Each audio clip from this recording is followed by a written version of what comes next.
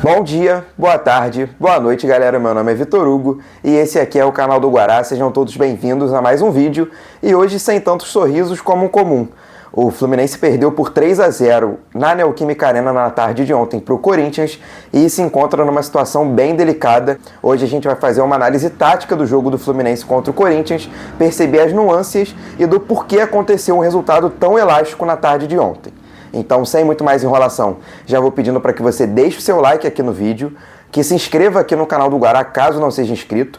O vídeo ontem de pré-jogo já chegou às 400 visualizações e tiveram alguns inscritos que chegaram pelo vídeo de ontem. Muito obrigado a cada um de vocês e firmo um compromisso ou peço uma ajuda de vocês para que compartilhe esse vídeo para pelo menos um amigo que vá se inscrever e curtir o canal do Guará, por mais que esteja bem aborrecido com o Fluminense, assim como eu estou nesse momento. Eu confesso que eu terminei o jogo de hoje bem preocupado do que vai ser o Fluminense nesse ano de 2024, porque o Fluminense tomou uma derrota cachapante de um Corinthians, que é o pior Corinthians dos últimos anos. Um Corinthians que é cotado pela sua própria torcida como um dos candidatos a brigar contra o rebaixamento no ano de 2024 no Brasileirão, que fez um péssimo Campeonato Paulista e que estava 4 jogos sem marcar um gol, contando as 3 primeiras rodadas de Campeonato Brasileiro e um jogo da Sul-Americana. Um Corinthians que nas últimas semanas vive um ambiente muito conturbado, em que teve a barração do seu ídolo, o goleiro Cássio, agarrou o Carlos Miguel, que é um gigante, literalmente, um cara de mais de 2 metros, no gol do Corinthians, e que tem protestos da torcida contra a renovação com um dos grandes nomes e símbolos do Corinthians nos últimos anos, que é o lateral Fagner. Um Corinthians que com todos esses problemas vence o Fluminense com uma facilidade absurda. Faz 2-0 no primeiro tempo, com chances de aumentar esse placar, fazer 3, 4 ou 5-0 só na primeira etapa. Um jogo muito ruim do Fluminense, que me deixa muito preocupado. Como eu vinha dizendo, o Fluminense foi amassado pelo Corinthians no primeiro tempo. O Corinthians avançou para pressionar a saída de bola do Fluminense e o Fluminense não conseguia trocar passes sem ser incomodado. A bola estava queimando nos pés do Martinelli, o Lima fez uma partida muito abaixo e o Paulo Henrique Ganso também, o que prejudicou muito o Fluminense na saída de bola. Os primeiros 90 minutos com o André lesionado foram péssimos para o Fluminense. Nenhum jogador conseguiu ter a força de marcação do André dentro do campo, morder o meio de campo adversário e também não conseguiu construir as jogadas como o André costuma construir desde a defesa. Foi um jogo muito ruim sem o nosso volante titular, sem combate no meio de campo e sem saída de bola. E agora falando da maior falha tática, na minha opinião, do Fluminense e do Fernando Diniz, que é o Germancano ter que sair do campo de ataque para ajudar a construir jogo no campo de defesa. O Fluminense tem jogadores muito qualificados para ajudar na construção de jogo.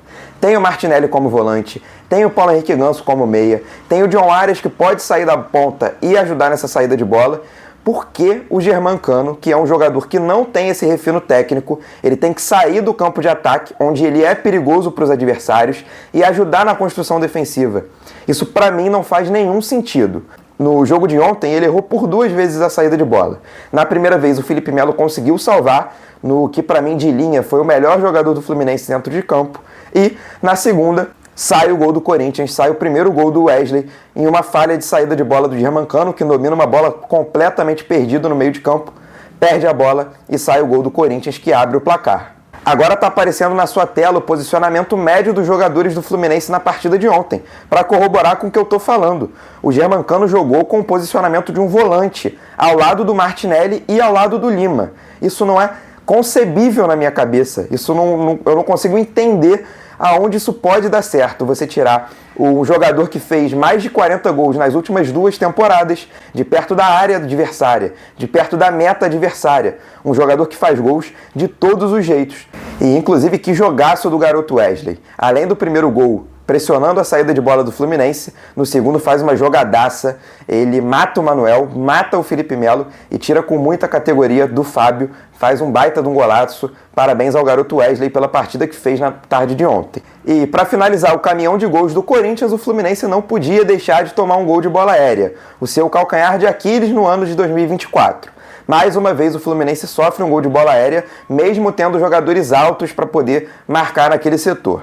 Como eu já venho dizendo há alguns vídeos, há algumas análises aqui no canal do Guará, o problema do Fluminense não é a estatura dos jogadores. O problema do Fluminense é posicionamento, e isso é responsabilidade do Fernando Diniz e da comissão técnica de corrigir. Isso não foi corrigido desde o início do ano. Continuo aguardando a correção na bola aérea do Fluminense, que mais uma vez sofre um gol. E eu confesso que gostei na entrevista coletiva do Fernando Diniz ter falado sobre deixar para trás o título da Libertadores e da Recopa Sul-Americana. Realmente precisa ficar para trás, porque o ano de 2024 já começou. E já começou mesmo. Desde a conquista da Recopa, o Fluminense fez 10 jogos, venceu só 2 jogos, empatou 4 e perdeu 4. Tem só 33% de aproveitamento nesse recorte. É um aproveitamento muito ruim do atual campeão da América, de um time montado para continuar disputando títulos. E hoje a perspectiva é de não disputar nada. Por mais que eu tenha sido incisivo de que hoje a perspectiva do Fluminense é não disputar os títulos, eu lembro a vocês que nós estamos só na 4ª rodada do Campeonato Brasileiro.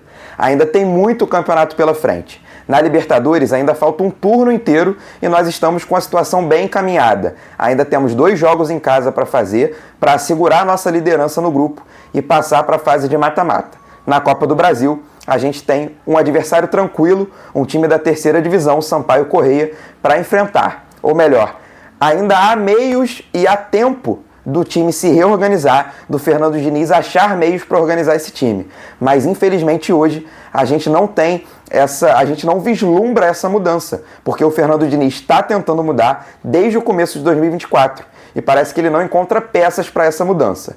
Tomara que essa peça seja o Thiago Silva no meio do ano chegando para resolver os problemas defensivos do Fluminense e que o ataque volte a funcionar com mais oxigenação. Vamos ver, eu realmente estou bem preocupado. Mais preocupado ainda porque o Fluminense pode terminar essa rodada como o primeiro time fora da zona do rebaixamento. O São Paulo joga nessa noite contra o Palmeiras e caso não perca para o Palmeiras o choque rei dentro do Morumbi, o Fluminense automaticamente vira o primeiro time fora da zona do rebaixamento. E a 1 ponto apenas do Z4.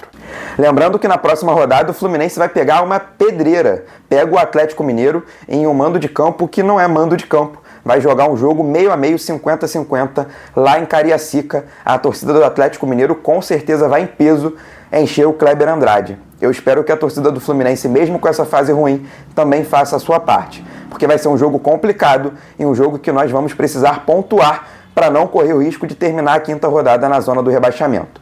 Por mais que o Galo venha numa sequência excelente no início do Campeonato Brasileiro. Eu quero agradecer a cada um de vocês que esteve aqui no vídeo para ouvir minha análise e também o desabafo após mais uma derrota do Fluminense e esse início ruim da temporada 2024. Eu vou pedindo mais uma vez para que você deixe o like aqui no vídeo.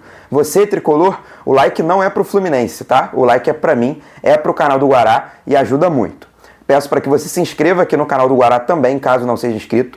Lembrando da meta de chegar aos 1000 inscritos até o final do ano. Nós estamos na contagem regressiva rumo aos 700 e claro que você comente aqui embaixo o que você achou do jogo de ontem, se você achou que o Fernando Diniz está perdido, se ele vai recuperar esse grupo e o caminho das vitórias, se você acha que precisa de mudanças no comando técnico ou não, ou se faltam peças para o Fernando Diniz embalar o seu trabalho como fez no ano de 2022 e 2023. Conto com a participação de vocês aqui nos comentários e, claro, com o seu compartilhamento no grupo do futebol, nos grupos do Fluminense, para aquele seu amigo tricolor enjoado que está louco da cabeça com esse início de temporada 2024, infelizmente para o lado ruim.